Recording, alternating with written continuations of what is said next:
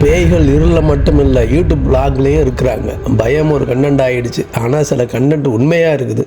அந்த உண்மையில் தான் தொடங்குது. சொர்ணமாயா ஹண்டட் ரேடியோ ஸ்டேஷன் ஃப்ரீக்வன்சி ஒளி முடிந்த இடம் உயிர் தொடங்குது.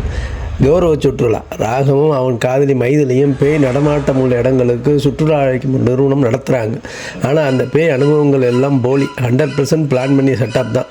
ஒரு நாள் சொர்ணமாயான்னு அழைக்கப்படும் ஒரு பழைய வானொலி நிலையத்துக்கு சுற்றுலா நடத்துகிறாங்க. ஆனால் அந்த இடம் மட்டும் வேறு மாதிரி. அங்கே சத்தம் இல்லை, ஆனால் அங்கே யாரோ பேசுகிற மாதிரி இருக்குது. பழைய ரேடியோ தானாக ஒலிக்குது. அந்த சுற்றுலா பயணிகள் தவறாக ஒரு சடங்கு டிஸ்டர்ப் பண்ணிடுறாங்க. அதோடு ஒரு பழைய ஆவி விழித்து விட்டது. அந்த நாள் முதல் அவர்கள் வந்தவர்களுக்கு மர்மமான மரணங்கள். இப்போ ராகவோ மைதிலியோ அந்த பேயின் ரகசியத்தையும் பழைய வானொலியின் சத்தத்தையும் உடைக்கணும். எப்படி உடைச்சாங்க? அதிலிருந்து தப்பிச்சாங்களா?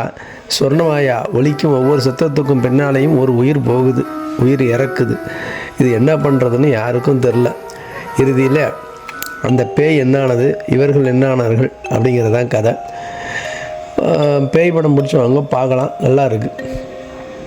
இது போன்ற வீடியோக்களுக்கு என் சேனலை சப்ஸ்கிரைப் பண்ணுங்கள், சப்போர்ட் பண்ணுங்கள்.